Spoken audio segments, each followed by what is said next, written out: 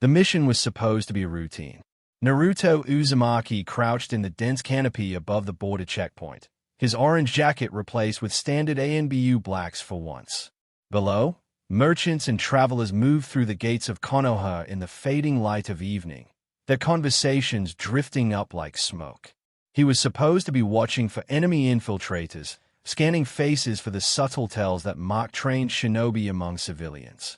Instead, his blue eyes were fixed on a single figure moving through the crowd with practiced invisibility. Hinata walked among the merchants like a ghost, her usual lavender jacket traded for a commoner's brown cloak that should have made her unremarkable. But Naruto had been watching Hinata for years, first with oblivious confusion, then growing awareness, and finally with the kind of attention that made his chest feel tight and strange. He could spot her gentle gait anywhere, could recognize the way she held her shoulders when she was trying not to be noticed. What he couldn't understand was why she was here, dressed like a civilian, moving through the gates at the exact time when border security shifted rotations. The exact time when even an ANBU guard might miss something important. She paused at a fruit vendor's stall, her pale hands selecting apples with careful deliberation. Normal behavior. Innocent. But when she reached into her pocket to pay, her cloak shifted, and Naruto's breath caught in his throat. A flash of red gleamed at her throat, deep crimson that seemed to absorb the dying sunlight like spilled blood. Not the soft pink of cherry blossoms that Hinata usually favored, not the gentle pastels that matched her quiet nature. This was the color of violence, of secrets, of things that belonged in shadows. The necklace disappeared back beneath her cloak before he could get a clear look, but the image burned in his mind. Hinata, gentle, shy Hinata who blushed when he said her name, wearing something that looked like it belonged to an assassin. She completed her purchase and moved toward the gates, her pace unhurried but purposeful. Naruto found himself moving through the trees, following her path while maintaining his surveillance position. This was wrong. Hinata should be at home with her family, or training with her team, or doing any of the normal things that normal kunoichi did when they weren't on missions. She shouldn't be sneaking out of the village wearing jewelry that looked like it cost more than most ninja made in a year. At the gate, she stopped. For one heart-stopping moment, she looked up toward the trees where he was hidden, her pearl-white eyes seeming to stare directly at him. But Byakugan or no Byakugan, Naruto had learned stealth from the best. She shouldn't be able to. Hinata smiled. Small, sad, and directed precisely at his hiding spot.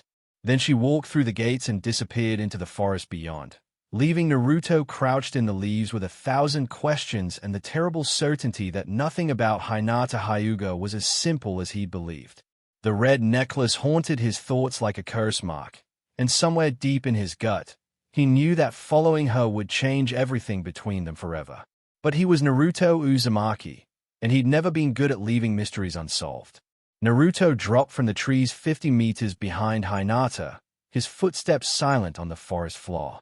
She moved through the undergrowth with a fluidity that made his chest ache, not the hesitant steps of the girl who stammered through conversations with him, but the confident stride of someone who knew exactly where she was going and why.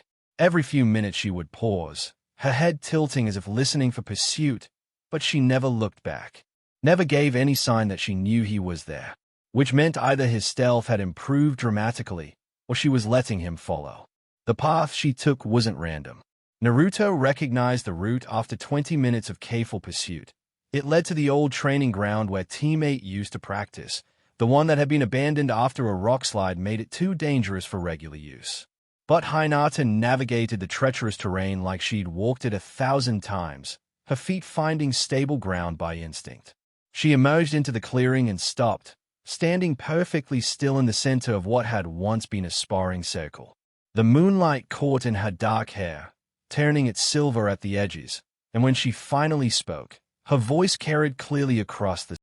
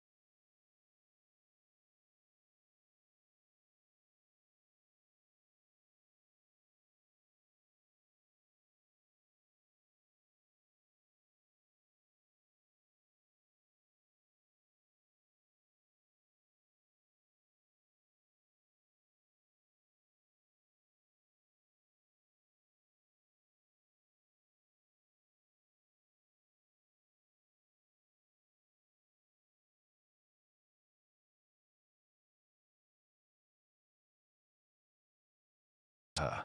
Don't. Naruto stepped closer, his blue eyes serious in the pale pre-dawn light. Don't apologize for surviving, Hinata. Don't apologize for protecting your sister the only way you could. But I betrayed the village. I gave them information that could have. You gave them patrol schedules and training rotations. Nothing that actually compromised anyone's safety. His smile was soft and understanding. I had Shikamaru check the intelligence reports months ago, when I started noticing patterns in how you disappeared. You were careful, Hinata. Even under that kind of pressure, you made sure not to give them anything that could really hurt anyone. She stared at him, and he watched the moment when she realized what he was telling her. You knew? You've known this whole time. I suspected, but I needed proof before I could act. He reached out, his calloused fingers gentle as they touched the red stones of the necklace. And I needed you to trust me enough to tell me the truth. The tears came then, years of held-back fear and pain and desperate love spilling over all at once. Naruto caught her as she collapsed, holding her against his chest while she sobbed into his shoulder. We'll find her, he murmured into her hair. I promise, Hinata. We'll bring Hanabi home. And because it was Naruto making the promise, Naruto who'd never broken his word about anything that mattered, she believed him. They spent the rest of the night in the clearing, planning and preparing for the hunt to come. As the sun rose over the trees, painting the world in shades of gold and pink, Hinata finally found the courage to say the word she'd been carrying in her heart for years. I love you.